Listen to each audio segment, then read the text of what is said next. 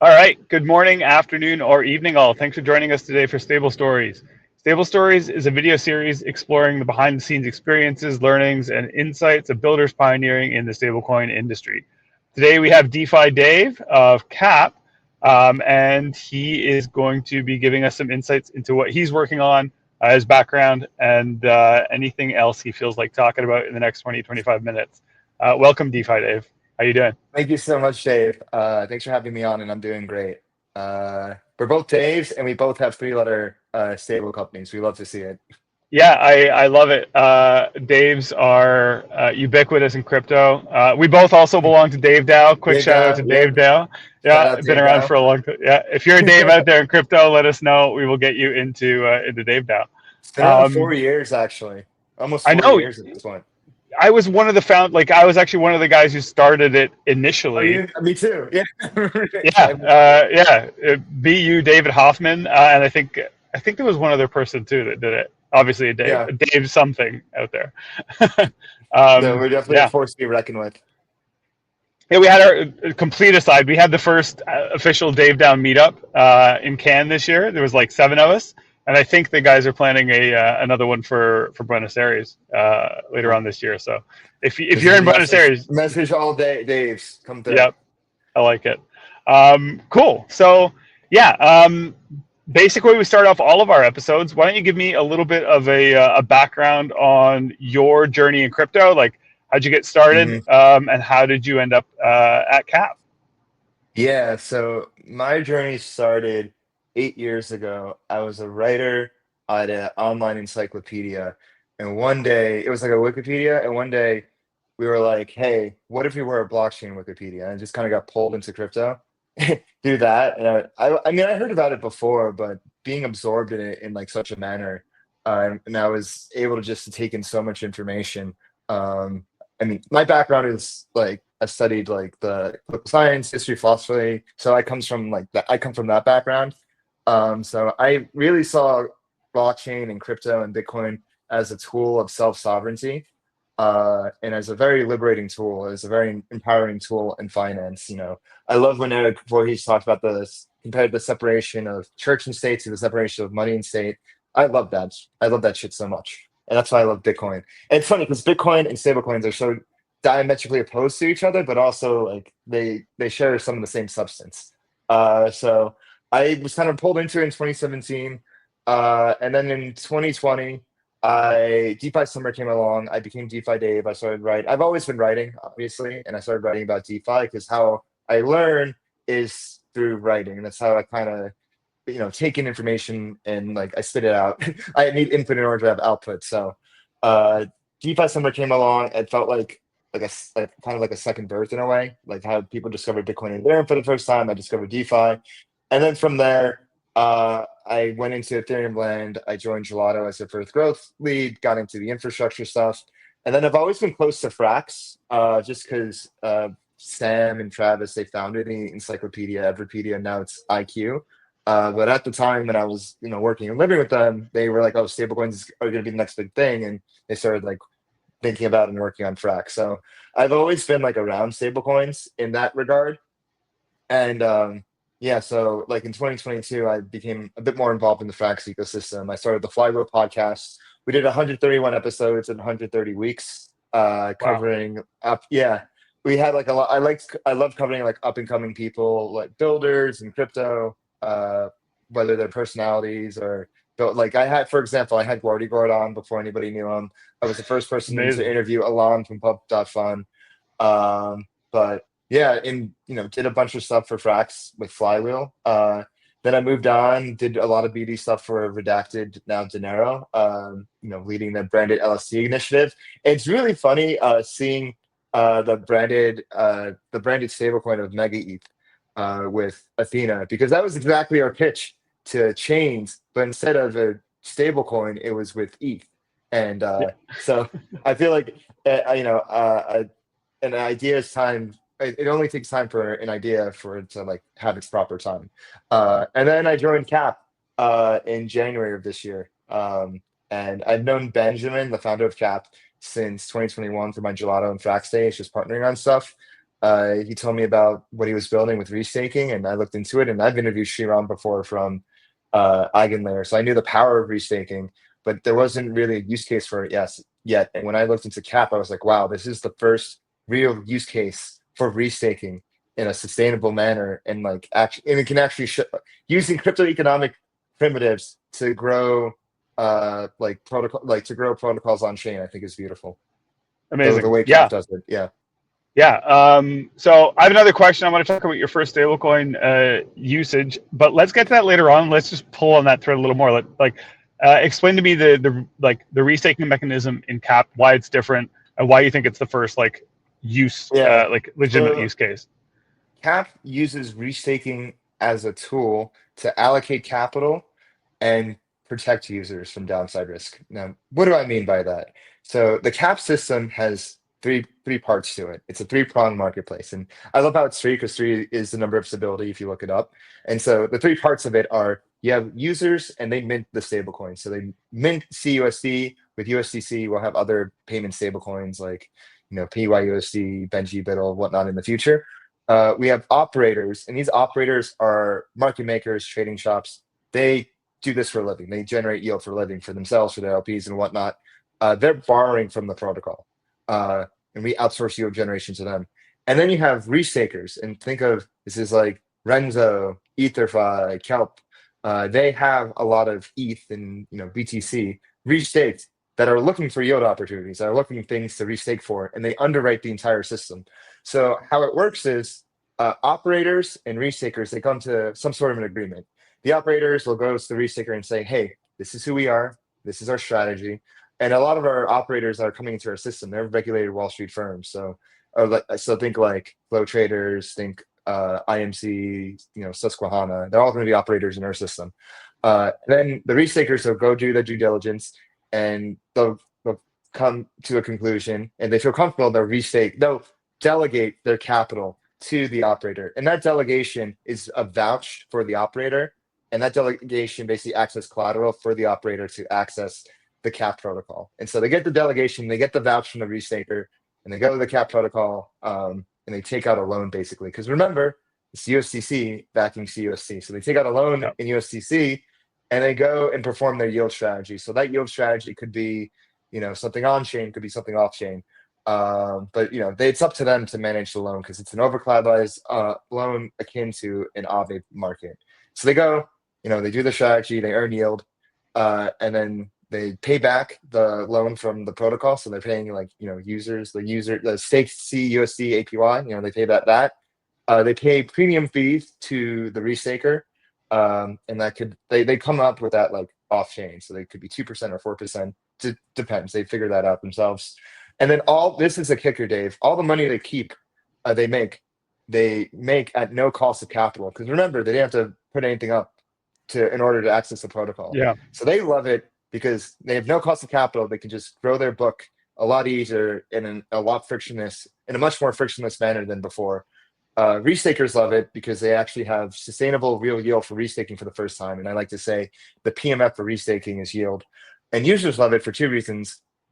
One, you basically have the system now. I call it the infinite canvas of yield because you have this system where operators, remember, they're market makers and trading shops. They all have their edge. They all have their different trading strategy, and they're competing for capital in the Cap protocol. And so they have to beat the hurdle rate in order to access the capital. And that hurdle rate is basically the equivalent to, I like to say, the Bitcoin mining difficulty. And so it's like the difficulty adjustment. So whether it's 7% or 8%, 9% or whatnot, or 12%, that varies. And so they have to beat that in order to access the capital. So you always know that you're getting the best rate and the best performance. And you're not limited to one strategy. You're not locked into one strategy. It's just you have all the best strategies coming into you. And you don't have to do anything. You just have to sit and stick. And so that's the first reason why they love it. Users love it. And the second reason is they're 100% protected from downside risk. And I've been in this for a while. Our team, Benjamin founded Cheetah. We have the Beefy devs, Wesso, who's our CTO of Beefy. We've seen the worst of DeFi. We've seen bridge hacks. We've seen it all. And so I like to call us the DeFi Avengers. And when we came together to start cap. And one of the reasons why we came to start cap is like, hey, like why, how can we actually protect users? What is like the next level of DeFi? What is the next stage of DeFi? Like from all the lessons, how can we take all the lessons we've learned from the trauma we formed from like all our experience and like use that to create like a protocol that actually protects users? And so with restaking, remember, if something ever like goes wrong, let's say an operator like fucks up or runs off or whatever, the restaker vouched for the operator. It's the restaker, they get slashed. They get slashed, and that capital is sold back into the collateral assets, so USDC, back into the protocol, and users are 100% protected. So I like to compare this. It's not the same, but it's similar to like the FDIC. So you know the FDIC. Yeah. So it protects users up to $250,000 in bank accounts in case the bank goes belly up. So think of this as a crypto economic guarantee akin to the FDIC, where if something goes wrong, then the restaker has your back. And so this is a first of its kind system. We launched about 3 weeks ago now. I can't believe it's been 3 weeks. And we have 91 million TBL, 86 million in circulation, all retail. We've seen, tremendous interest all over crypto. It's been really great to see tremendous organic interest. I mean, we've had everyone from like David Hoffman, saying, he's like farming us and using us and, in vouching for us. We've had DeFi Dad. We've had, a lot, all the major restakers are partnering with us. All these operators from these name brand firms I mentioned, like IMC and whatnot, are partnering with us. Eigenlayer, Symbiotic, all of them. So we have a lot of support. We're doing something really novel, and even though we've like made a lot of progress so far, I still feel like we're under the radar. And so, I think it's like a great time if you're interested in stablecoins and opportunities, there's no better opportunity than cap out there, in my opinion. 100%. Yeah. Instead of FDIC, CDIC, cap deposit FDIC, insurance. yeah, federal.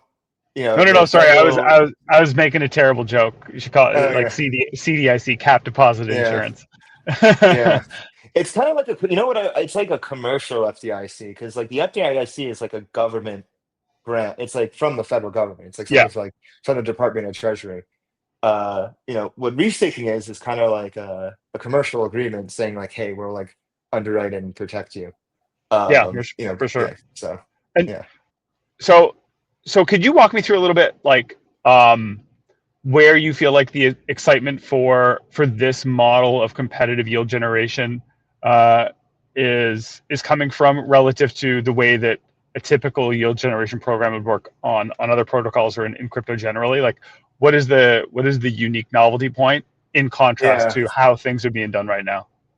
Yeah. Here I'll go into the Type 3 stablecoin framework, which was my topic of my Oh, talk, and I'll nice. keep this sample. We keep hitting Yeah. all our bullets organically. Yeah. Yeah. So in my opinion, the history of stablecoins has basically gone from experimental to more like, okay, we've learned our lessons now. Like, let's use those lessons, create a safer, better stablecoin. And with the Type 3 stablecoin framework is kind of illustrates that, and also it mainly illustrates security guarantees increasing as you go from Type 0 to Type 3. So there's 4 different stablecoins. Security guarantees increase. And Type 0 is endogenous, while Type 1 to Type 3 is exogenous. So Type 0 stablecoins are endogenous stablecoins. They rely on themselves or another system to grow. And so endogenous stablecoins are like CDPs, which rely on leverage, or they're AMOs, so they rely on something like CRV or Arrow to grow their system. But these don't really scale long term and sustainably. And that's why we haven't really seen a major stablecoin come from endogenous. So that's Type 0. That was the experimental phase. Type 1 to Type 3, those are the exogenous. So they generate yield from an outside source. And Type 1 I call them authoritarian exogenous stablecoins. Authoritarian is just purely a descriptive term, and think of it as one team, one strategy. So think of this as T-bill stablecoins, or something that does one strategy, like the basis trade. These are great, but the thing with these is they're limited in how much they can scale and how long that edge lasts. So for example, something like T-bill stablecoins, they're great in a bear market, and you want to be, and they may do well, but once a bull market comes, the T-bill stablecoin is just a worse version of Tether. And then also a big downside is if something happens, there's no recourse. You're relying on the team, you're relying on third-party custody, and we played this game before with 3AC and FTX. When you rely on just trust me, bro, users usually get burned, and Bad we're day. tired of seeing that. Yeah, and so the cons of it are underperformance and like there's no recourse. There's nothing you can really do if something goes wrong. Type two stablecoins, on the other hand, so that's type one. Type two are committee by committee or DAO exogenous stablecoins, and these are diverse team, diverse strategies. So these are like a group of people. So think of like who are some big ones like Sky or Maple or whatnot. So these are DAO, and they decide like, hey, we're going to allocate in different strategies, and if one strategy doesn't work, we'll just shift it to another. So this is an improvement on type one because they're much more flexible and they're much more adaptable to market conditions. And also these the- but the negatives of these are, one, there's still no recourse again if something goes wrong, and two, there's prone to conflicts of interest. So it's it's very easy to bribe delegates to be like, hey, like, why don't you just like go into here's a little something, like go vote for my strategy, blah blah blah. And so humans are infallible, and so we don't want to build with human dependencies. We want to build something based on markets and guarantees. And so then you have type 3 stablecoins, and this is cap. And cap is a self-enforcing exogenous stablecoin. And the metaphor I like to use to describe cap is what I like to, Uber has no cars, yet it's the biggest taxi company in the world. Airbnb has no houses, yet it's the biggest hotel company in the world. Cap has no yield, but can generate the highest and most consistent in the world because it outsources yield to other people. It uses market dynamics to decide like where the capital flows. So instead of people deciding whether it's a single team, single strategy, diverse team, diverse strategies, no, it's the markets that decided. And instead of saying, trust me, bro, trust me on the custody, blah, blah, blah, you have cryptoeconomic guarantees in the form of restakers coming in, underwriting and protecting users. And so I truly believe like type 3 stablecoins such as cap are the next evolution of stablecoins. I'm sure you're going to see other use cases of restaking for yield out there, and cap is the very first one pioneering this direction. That's so interesting. Opening the competitive playing field to yield generation and also protecting Yeah, investors and to some extent, it's the holy uh, grail. It really is the holy grail. yeah, it really is. Now, one thing I wanted to talk about with regards to like caps launch and frankly like parabolic growth in the space, it really Hmm. seems very organic and very like community ground up, Yeah. versus a lot of other protocols that are launching that are getting a lot of mind share, but seem to be taking a different approach.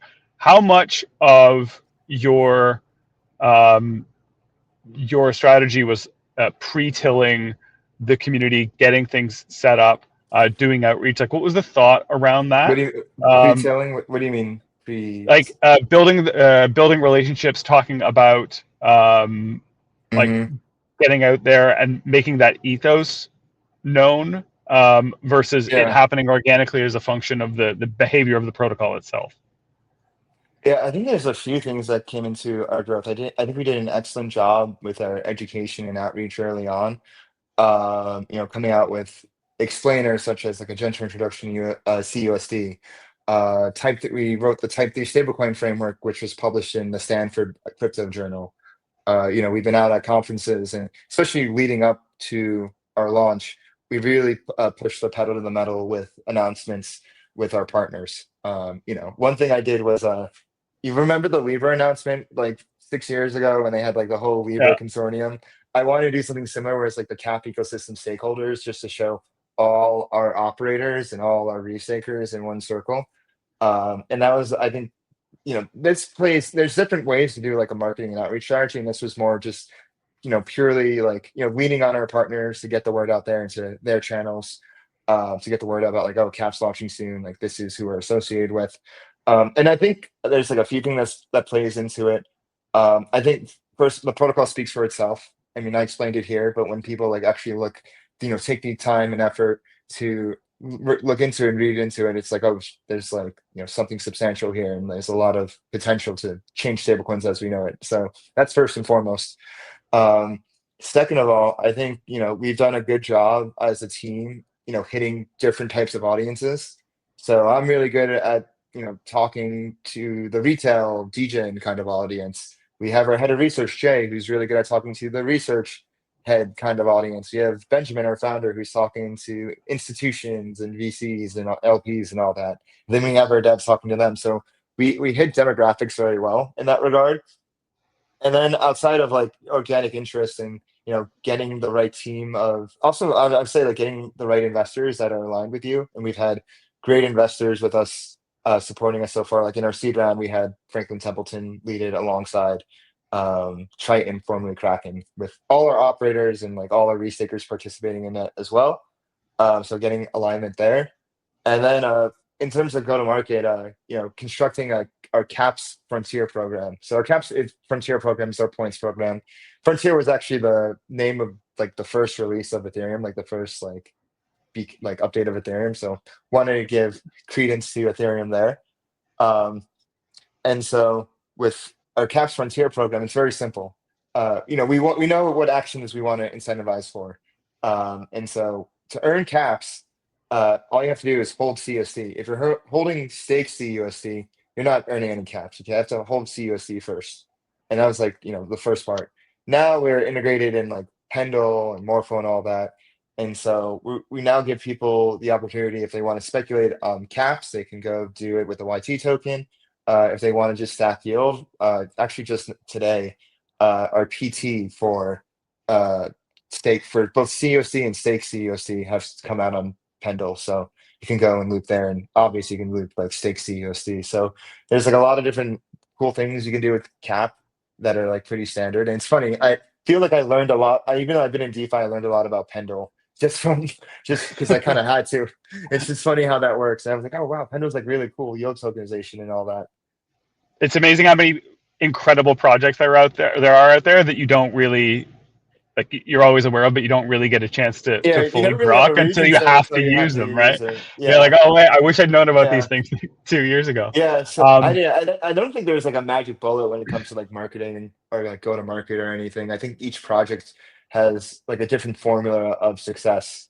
And we just launched, and like I said, it's still a long way to go, but things are super promising and it's still early. It's still we just launched, so it's still I can't emphasize that enough. And so my whole thing is definitely, I just want everyone to win. Like if yeah, you're like riding with us early, like I want you to win with us. And so that's like my whole like MO. amazing. I call it out because there is an ever expanding field of players all vying for the Mhm. same amount of attention. And it seems like you guys have done a really amazing job of tilling that middle line between Yeah, engaging with the degen community, the real users of like the users of crypto, um, yeah, and also speaking to the larger firms and operators in exactly. this space that Yeah, I don't think a lot of projects. yeah, Sorry, we're don't I think a lot of projects have nailed before. Sorry, you go ahead. yeah. So with Cap, we really have a big emphasis on organic users. We've been around for a while. We can see things that are fake or botted or all that, and we know that isn't sustainable. So we're really big on organic use. Because you can just tell. You can just tell when there's actual traction. You kind of just get that feeling like, oh, there's like something special here. And I know with Cap, like you're starting to see that bubble up. Like the more I see posts about us, the more I see people write about us, the more I see people with unique insights and conclusions about us and where our protocol can go that I hadn't even thought of yet. I'm like, oh, like this is more real. It's funny, like before launch, like you never know how things are gonna go. And then like launch comes and it's just this Yep. giant hit of dopamine, like, oh my God, we're actually live now. And then now it's like kind of settles down. It's like, okay, we reached like the first leg of growth. Now it's time to get to the next leg. Amazing. Yeah, it's always a bit of a black box on or like a event horizon Yeah, on the other side it's of the fun launch, though. right? Yeah, Yeah, it's fun though. It's going to be more fun once we get to a few billion, and then more so than that. I love it. Perfect. This seems like a good place to wrap it up. If people want to learn more about, well, I mean, after this, I assume.